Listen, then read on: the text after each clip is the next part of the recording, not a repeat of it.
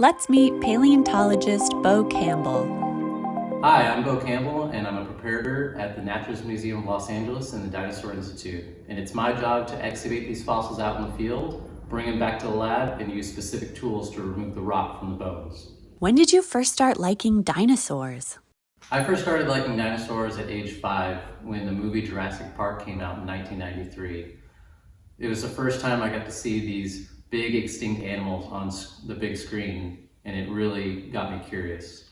After that, I started buying toys of T-Rex and Triceratops and Brachiosaurs and things like that, which led me to books as well, which I started reading about dinosaurs. And then as the years went by, I kept watching television programs, cartoons, and the other movies that would come out about dinosaurs. How did you become a paleontologist?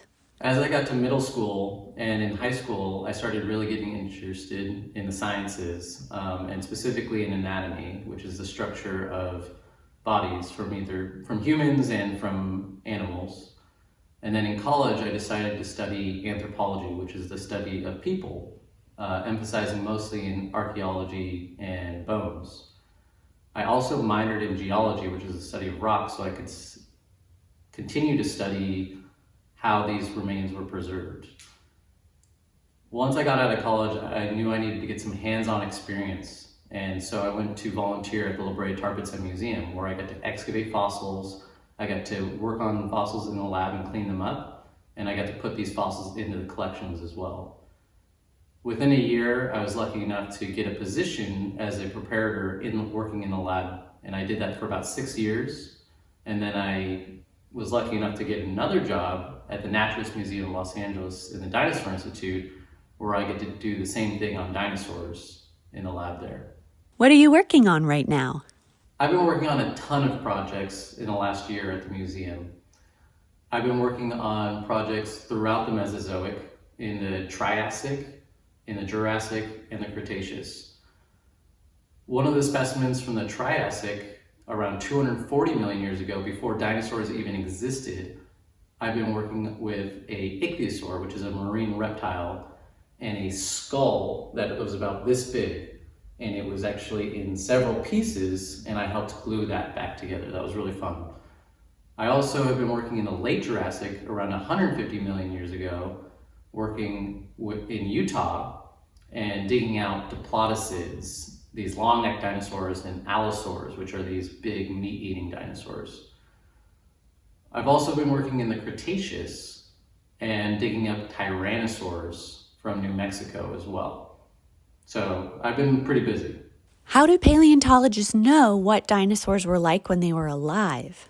In order to figure out what dinosaurs were like when they were alive, we look at dinosaur fossils or traces that dinosaurs left behind, as well as fossils from other organisms that weren't dinosaurs to see what they were eating, what other types of life was around them.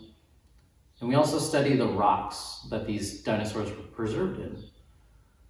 Paleontologists have been studying dinosaurs for around 200 years. And so we found a lot of dinosaur fossils in that time. So we can make scientific interpretations of what these dinosaurs were doing back then. We find physical clues, like the dinosaur bones themselves. These bones can actually tell us what type of dinosaur it was. Was it a T-Rex? Was it a Triceratops? Was it something else? We've also found fossils of eggs and babies that are just a few inches big.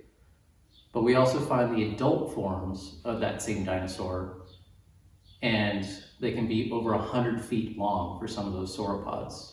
Huge. We can also find behavioral clues that these dinosaurs left behind. We find fossil tracks of dinosaurs. So these are the footprints that they left. We can see, were they walking?